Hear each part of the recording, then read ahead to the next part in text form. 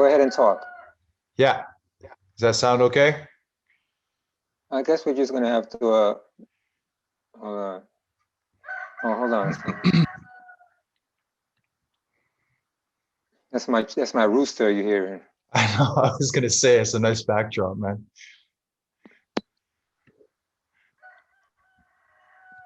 I guess we're gonna have to deal with the rooster. He stops, but That's he cool. won't. I think it's part of the vibe, man. It's great.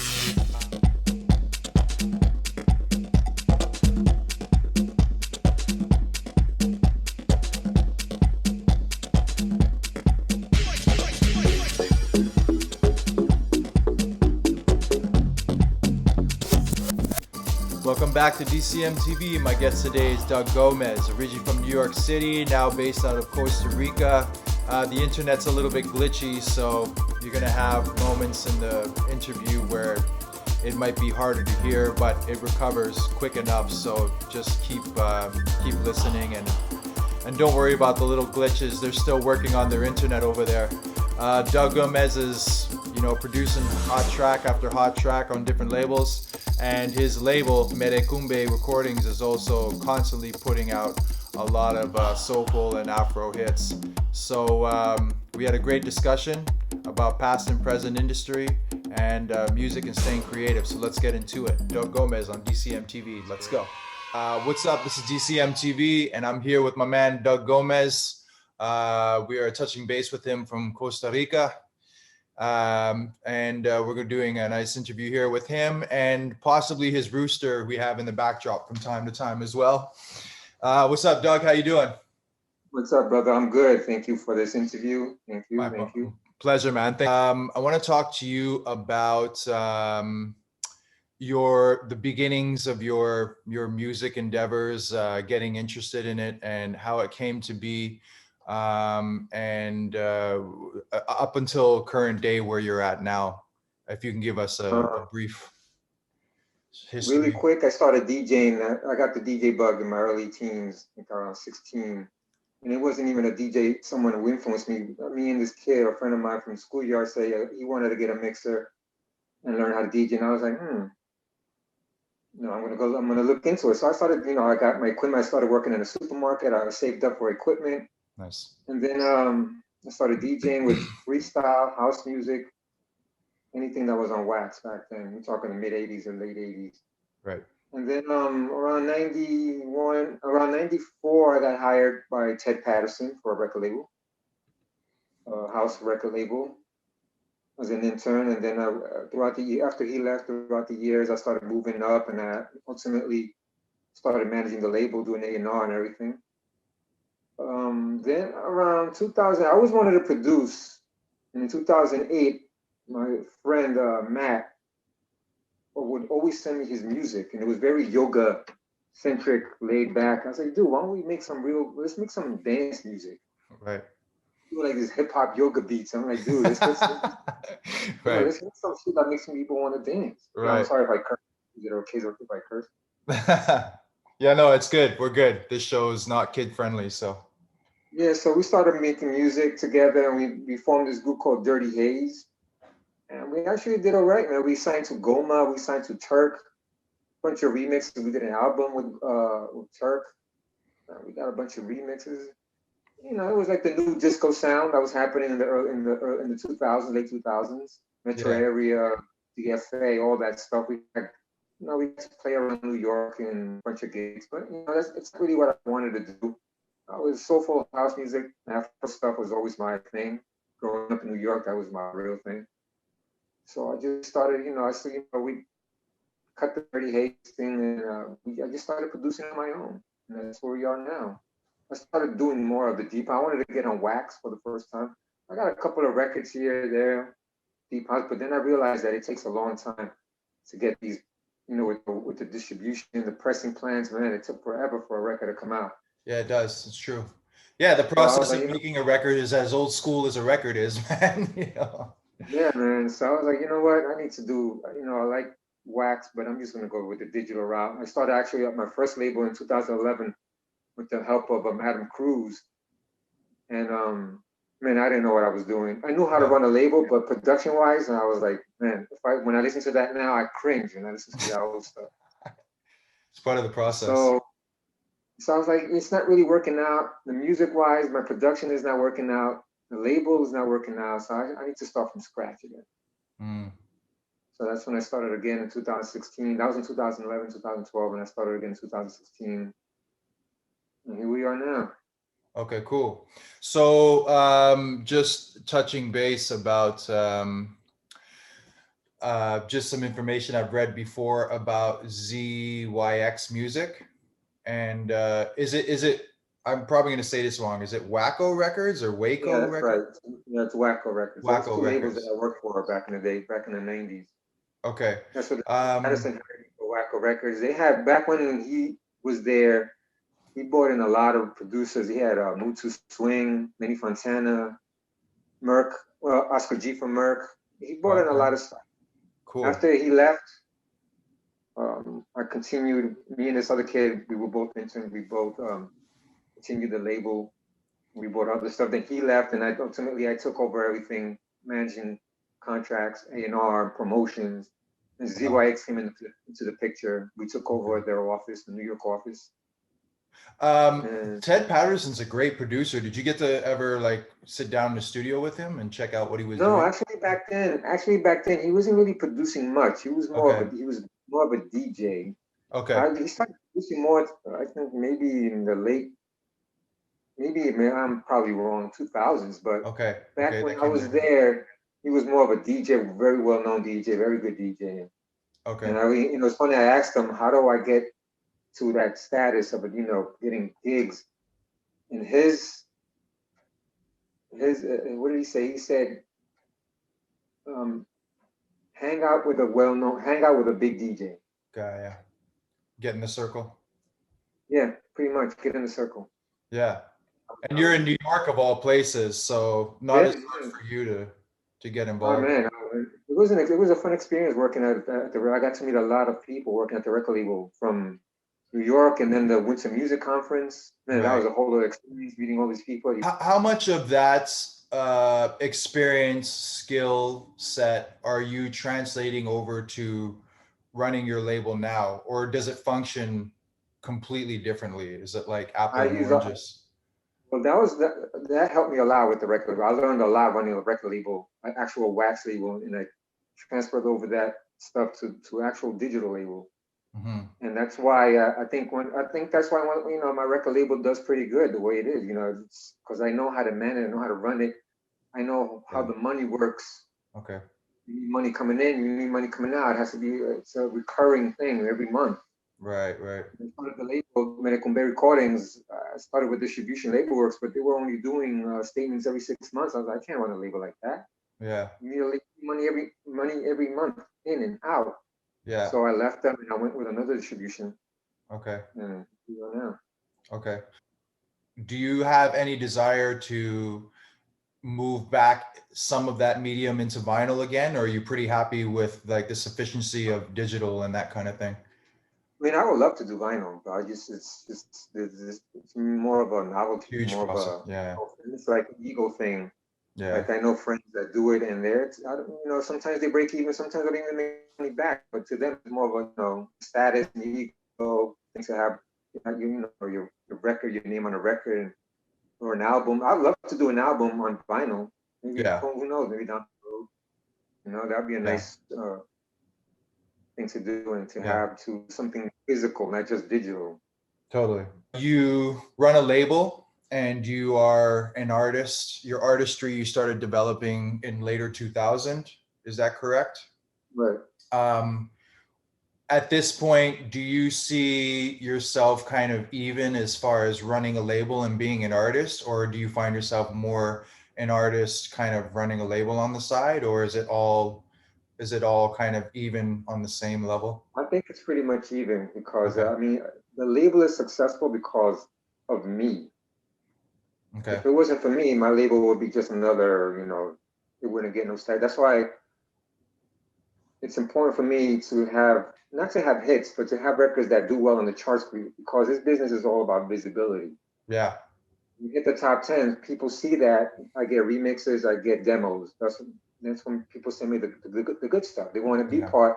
People want to be down with the hot stuff, with the good Right. stuff, with the record label that's making noise, that's hitting top 10 all the time. So Sure. that's why, for me, it's 50-50. If I want a good label, if I want my label to be successful, I have to be successful. Yeah. You know, because Okay. right, it's all about visibility. Okay. If I wasn't successful, my label wouldn't be doing. I'd have Right. to pay real money to get real good demos. Right. Right. So how do you balance your weekly routines as far as being a label owner and being an artist? It's an everyday hustle. Every day, Uh, it's I even do my own artwork for the releases. uh-huh. I try to keep it one because I'm an artistic person. Okay. I used to draw when I was a kid. I like to dabble with Photoshop, the new apps that come out that you could do stuff on your phone. And for me, it's I get to when I don't want to make music, I like to release something artistically, and I like to so I do my own covers. I do them for everybody else too, and I don't even charge. For me, I like to keep expenses low, and I want everybody to make money. For me, I Okay. know it's time is money, but at least it's something that I enjoy doing. If it was like work, like I don't want to do this art cover, but for me, it's actually fun creating. I'm a creative person. Okay. So that just the whole process of running the label and all aspects of it kind of fulfills you in some small way or Yeah, another. right. Okay. I mean, I wish I could actually say I was living off of it, Yeah. you know, But but that's no, the way it is. I mean, yeah, the other of all the other interviews I've been doing too, I mean, it's the same story. I mean, no one's that's what I think is pretty amazing about this industry is that it's run on passion. The it fuel is is. passion. I mean, there's no way that you can run it on money. Moving into your artistry a bit, you are also very, very productive in that realm as well. You seem to have a pretty frequent flow of releases coming through all the time. Do you find yourself ever getting uh, like uh, stuck in your motivation or inspiration? Or do you find yourself always having like a pretty good flow of motivation to constantly keep writing music and creating new Well, stuff? currently right now, I'm in a pretty good flow. I get inspired by I get inspired by my peers, people like you, producers. When I hear music, I get inspired. So I'm in a good flow right now. I haven't had any block. Right. It's been good so far. Hmm. But other than that, I mean, if it's not the music, then I'll go into the label. So it's either both keep me busy. Hmm. So, but creatively, I haven't had any blockage. I've been, like I said, when I listen to music, I listen to all my peers' music, and it keeps me flowing, it keeps me Hmm. inspired. Hmm. And so, where you're at now, do you kind of look down the road and say, I'd like to kind of change gears or change directions, maybe try this or try that? Or are you just kind of like moving, one release at a time kind of deal and taking it like I'm a doing day at a time one, more? I'm doing it like one release at a time, but I do have some goals. I mean, that's the way when I started this label, when I set out again in 2016, I had a bunch of goals in mind that I wanted to reach. And right now, I think my biggest goal is really trying to get overseas more myself, DJing wise. Yeah. 2020 really messed up my whole, schedule Yeah. because I was looking forward. I was getting booked. I already have bookings, and I was Yeah, gonna I make my saw way that. around Europe, and I was gonna go with my wife. We Mhm. actually were thinking about staying in Europe for a whole month. We were already planning this back before COVID, like around February, January, and then that hit. So hopefully in 2021, I could restart that, and I really want to get out and because DJing to me is really my first passion. I Mhm. started out DJing, and I love to DJ. DJing to me is number one above production. Yeah. I was gonna say, so like New York to Costa Rica it, obviously it's well, I mean, I feel like it's probably not as much of a business move, right? It's more like it feels like It you're was kind of it you was get it was kind of a business move on my wife's okay, part. okay, She couldn't handle New York anymore. It was just too stressful. She's a personal trainer. She's been doing it for 30. She had her own gym. She had her own studio, and it came a time that it was just not only the rents were going so high, you can't charge your customers more, but the Yeah. rents are still going high. Okay. And then during the storm, I forgot the name of the storm, that big one that turned off all the lights in Manhattan, New York, pretty much, Oh yeah. and the Okay. snowstorms Yeah. and all this, there was nobody coming into the studio for Uh-huh. like 2 weeks, because of these weather storms. And I was like, and then there was expenses going up at home, you know, Yeah. and we bought a condo at that time, and the market was just skyrocketing in Brooklyn. Yeah. So and then I was working full time. Okay. He just said, let's just be out. I asked Yeah. my job if I could work, remotely, and they said, yeah, sure. Sweet. Once they said yes, I told my wife, yo, let's just be out. So. I went to ADE in 2018 for the Oh, first time. okay. We kind of overstayed. We were there for like 9 days. I Okay. wish we would have cut it shorter and we would have traveled to another country. Uh, It was such an experience because not only did I meet a lot more people and meet people yeah. in person that we talk to on chat or whatever on Yeah. Facebook, um, we got to see such a beautiful city that I was like, wow, this is Nice. what New York. This is where New York got its architecture. It's everything. Uh-huh. New Uh-huh. York is style. The Dutch arrived to New York were one of the first settlers. You could see that influence Okay. in Gotcha. where so and it was really nice. The museums, so many Mm-hmm. great museums. We had a lot of fun. The only thing that was just the jet lag. Man, we couldn't get out of bed in the morning. Real? It Yeah. was so bad. I was drinking coffee at 1 o'clock in the afternoon. I was like, oh my God. It was hard. The jet lagging, it really hit us hard. The But I time mean, there's difference. stuff going on all night, right? Like it's kind of a little bit slower in the day anyways. So it's kind Yeah, of like it is. daytime for you when things are popping anyways. Right, and we spent but the thing is, I'm an early bird person. I like to get up early Yeah. and Okay. start my day early and get out. Okay. Man, we got up at 1. We were already eating lunch, and we're like, okay, but Mm, in the daytime, we got to see the museum, we got to walk around, see the park, and yeah. then all the fun starts at nighttime, and it was Mhm. really fun, man. Do you just on that tip real quick, I mean with the networking that you did at ADE, do you still think that it's like a very strong aspect of the industry, even though we have technology and we can message people and reach out now? Like, Yeah, did that's a you good find the question. networking is still has its place, like when you go to these kind of Yeah, it events and does. whatever? That's a good question because I think it'll always have that interaction, that face-to-face interaction, meeting people. It's still very important. I think in any industry, Mm, you got digital and the whole thing has taken over, but when you meet someone in person, it's a whole other experience. You're talking to them, you shake their hand, you get to hang out and whatever. yeah. That networking, I think it, during the WMC, the Winter Music Conference, it was a whole other game because back then you could even do business. Hmm. I don't know if you could still do a lot of business like in ED. There was a lot of licensing where you would get stuff from producers right there on the spot, sign records right there on the spot, pick up demos, all that stuff on the spot. It was all physical. It was all interaction, talking, Hmm. licensing on the deal. People meeting together, licensing deals, publishing. That was the good thing about the Winter Music Conference and networking. Right. At ABE, you still, I don't know how the business is. I don't know. I don't think the business is like that anymore. But the networking, meeting in person, I think it's still a very important aspect in any business. Right. And whatever. I it feels right now that it's at a moment where it's underground, except I don't know if EDM is kind of throwing that off or whatever. But do you see any kind of correlation to where our industry is now compared to where it's been in history I before? mean, I haven't seen it. The only thing I've really noticed is that the technology is helping the industry a lot more now with the Uh-huh. pandemic. Okay. You got Mixcloud and all these. Bandcamp just announced that they're doing digital ticketed live streaming. Okay. So they're catering more to the DJ, the musicians, the artists with the live streaming.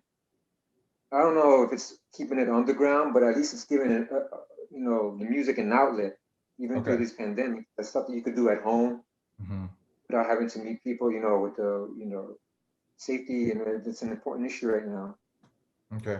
But So it's improvements like with I technology, think you feel that yeah, we've, technology. I think it's helping. I yeah. mean, but still, I mean, bottom line, there's not much money. There's still Yeah. no money. You know what I Right. mean?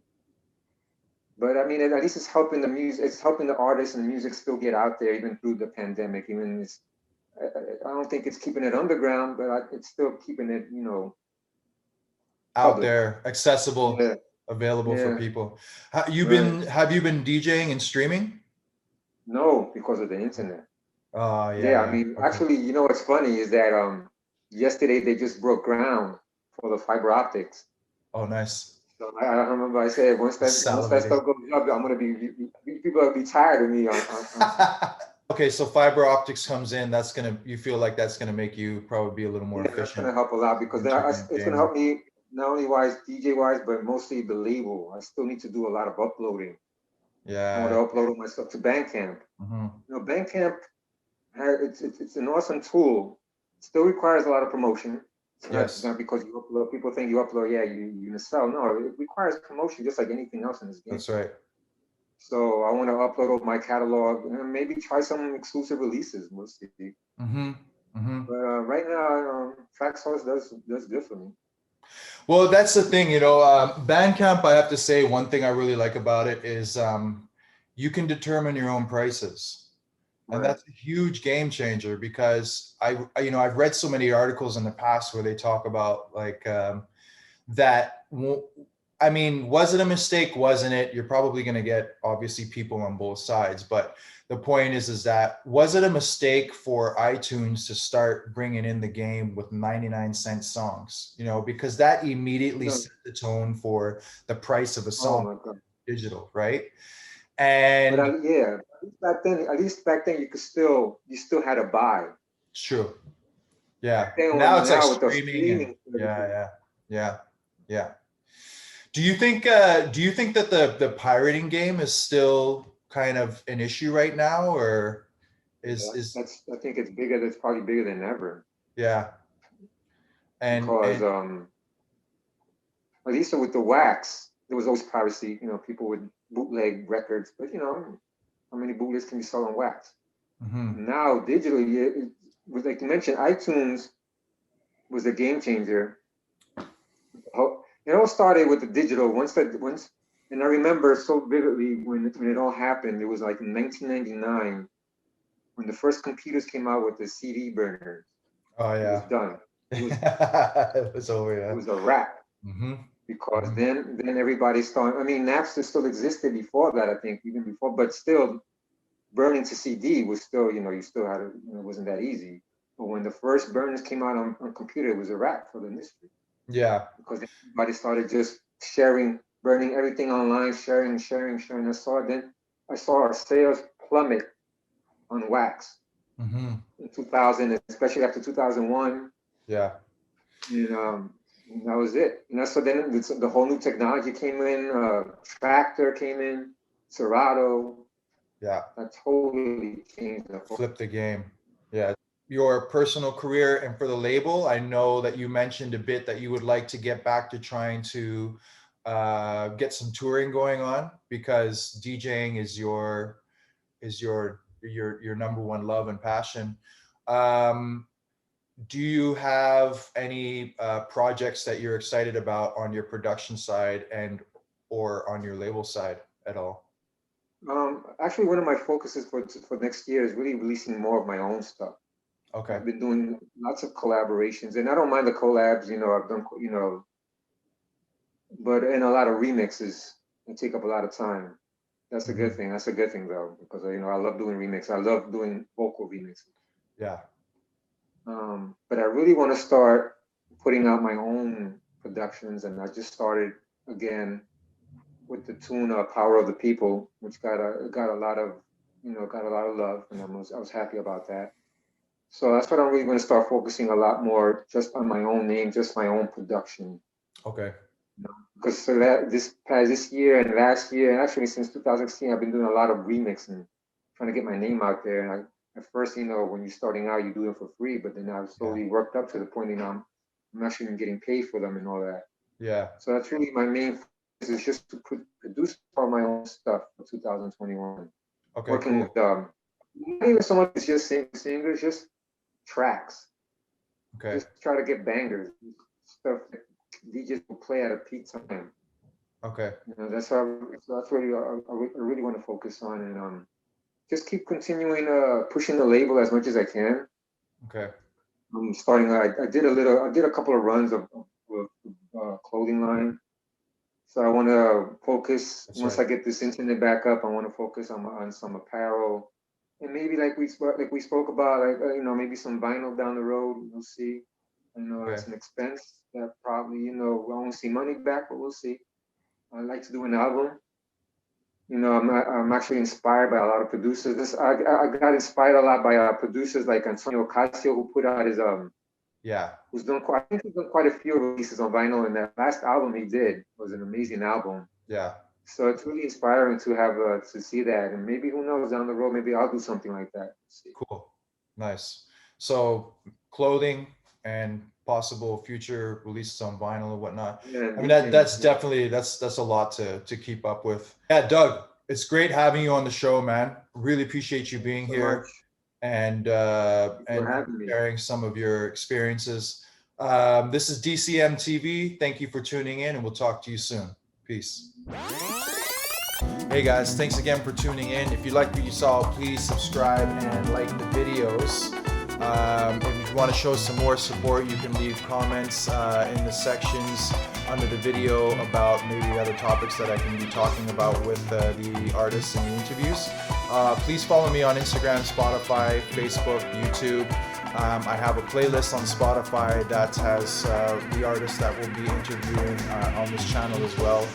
If you're interested in any of my music, it's all available at www.deepculturemusic.com. That's my music label, and I have a lot of great music that I've made myself and my friends. And please share the video with your social medias and with your friends. Maybe suggest to get them to like it as well, so we can continue to have this channel grow and do more great interviews. Okay, thanks a lot, and I look forward to seeing you soon.